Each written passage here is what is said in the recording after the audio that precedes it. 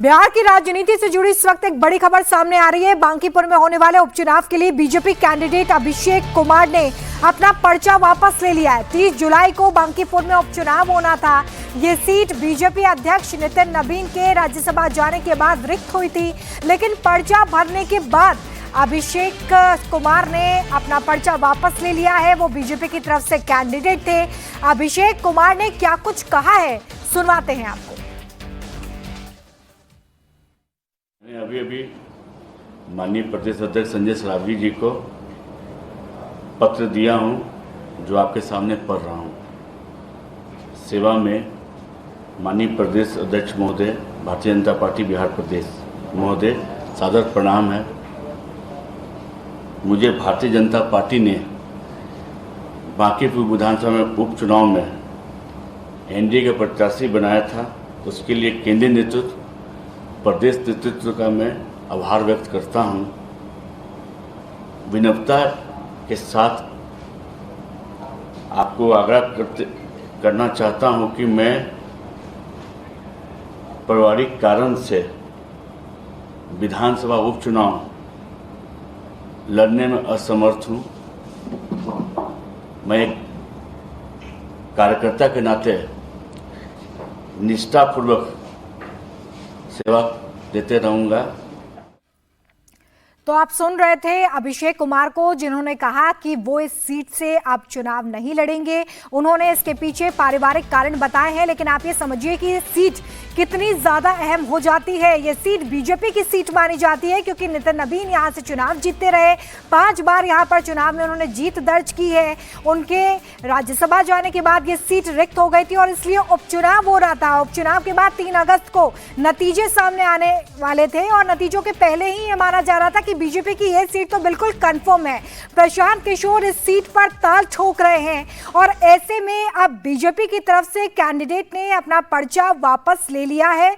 युवा विंग के नेता को बिहार की विधानसभा सीट से उपचुनाव के लिए बीजेपी ने अपना कैंडिडेट घोषित किया था। वरिष्ठ नेताओं की मौजूदगी में उन्होंने अपना नॉमिनेशन दाखिल किया था, लेकिन आप ये समझें कि 13 जुलाई को नॉमिनेशन दाखिल करने की आखिरी तारीख है। उससे पहले आज 10 जुलाई को अपना नॉमिनेशन वापस ले लिया है बांकीपुर सीट से बीजेपी के कैंडिडेट अभिषेक कुमार ने। इसी खबर पर ज्यादा जानकारी के साथ हमारे पॉलिटिकल एडिटर देवेंद्र पारेशर हमारे साथ जुड़ गए हैं। देवेंद्र जी, ये सीट तो बीजेपी की सीट मानी जाती थी और बीजेपी कैंडिडेट ने अपना पर्चा वापस ले लिया है, क्या मतलब है इसका?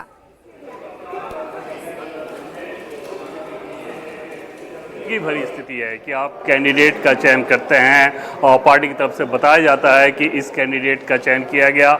उस सीट के बारे में जो कि बीजेपी के जो अभी राष्ट्रीय अध्यक्ष हैं उन्होंने, क्योंकि वो सीट छोड़ी थी, तो वहाँ के लिए कैंडिडेट का चयन किया गया। और अगर नॉमिनेशन के अगले दिन वो कैंडिडेचर वापस लेते हैं और ये बताते हैं कि पारिवारिक वजहों से उन्होंने पार्टी के प्रदेश अध्यक्ष को चिट्ठी लिखकर अपनी असमर्थता जताई है, तो आप समझा जा सकता है कि जो कुछ वो कह रहे हैं उसके पीछे की जो स्थिति होगी वो कितनी ज़्यादा भयावह होगी। और निश्चित तौर पे कारणों की अगर बात करें तो कारण 1 से अधिक रहे हैं या 2 से अधिक रहे हैं। और पिछले 2 दिनों में ये बात समझ में आ रही थी। पहले जब उनका नाम तय किया गया तभी ये बात समझ में आ रही थी कि इस बात को लेकर पार्टी को शर्मिंदगी का सामना करना पड़ सकता है, बीजेपी कैंडिडेट को शर्मिंदगी का सामना करना पड़ सकता है। कल इस बात को लेकर बिहार बीजेपी के बहुत सारे नेताओं को मैंने टटोला भी कि क्या इस कैंडिडेट के बारे में आप लोग एकदम से निश्चिंत हैं कि ये बहुत क्लीन बैकग्राउंड के हैं, पार्टी क्या सोच रही है।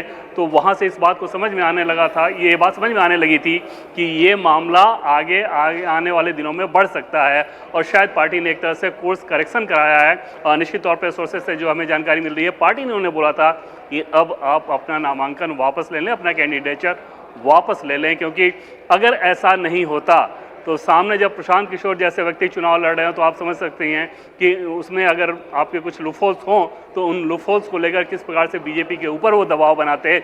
और चुनाव के हार या जीत के नतीजे चाहे जो भी होते, क्योंकि वो बीजेपी की बहुत स्ट्रांग सीट है, लेकिन नैरेटिव के लिहाज से बहुत सारी चीज़ें खराब हो सकती थी और शायद उस लिहाज से उससे बचने के लिए पार्टी ने इतने पर ही इस मामले को रुकवाया है।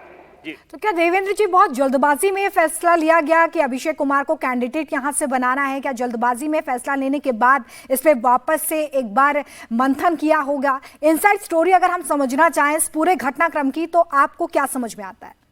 देखिए, सबसे पहली चीज़ तो ये कि क्योंकि बीजेपी के राष्ट्रीय अध्यक्ष ने ये सीट खाली की थी, 5 बार से वो जीतते रहे हैं। उसके पहले उनके पिताजी, हालांकि तब सीट का नाम अलग था, लेकिन निश्चित तौर पे वो एक स्ट्रांग होल्ड है बीजेपी का। और वहाँ पर जब उनको राज्यसभा के लिए चुन लिया गया तो ये तय माना जा रहा था कि पार्टी के राष्ट्रीय अध्यक्ष किसी कार्यकर्ता को ही वहाँ पर चुनाव लड़ाना चाहेंगे। ऑप्शन के हिसाब से अगर देखें तो पार्टी के पास और भी बहुत सारे ऑप्शन थे, लेकिन काफ़ी मंथन करके हमें ये बताया गया है कि इस नाम का चयन किया गया। और इस नाम से पहले दूसरे सारे नामों को लेकर चर्चा चल रही थी उस क्षेत्र में भी, लेकिन इनके नाम की पहले चर्चा नहीं थी, सीधे नाम आया। पार्टी के युवा मोर्चा में प्रदेश उपाध्यक्ष भी हैं, नितिन नवीन जी के साथ ये काफ़ी समय से जुड़े रहे हैं बीजेपी कार्यकर्ता के तौर पर।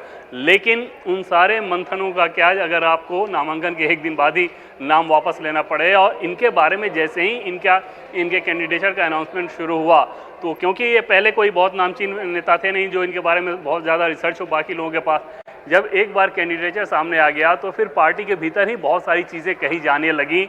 और वहाँ पर शायद पार्टी के लीडरशिप को ये एहसास हुआ होगा कि समय रहते अगर इसका कोर्स करेक्शन नहीं किया गया तो आगे ज़्यादा समस्या खड़ी हो सकती है और पार्टी को बहुत सारे सवालों का जवाब देना पड़ सकता है।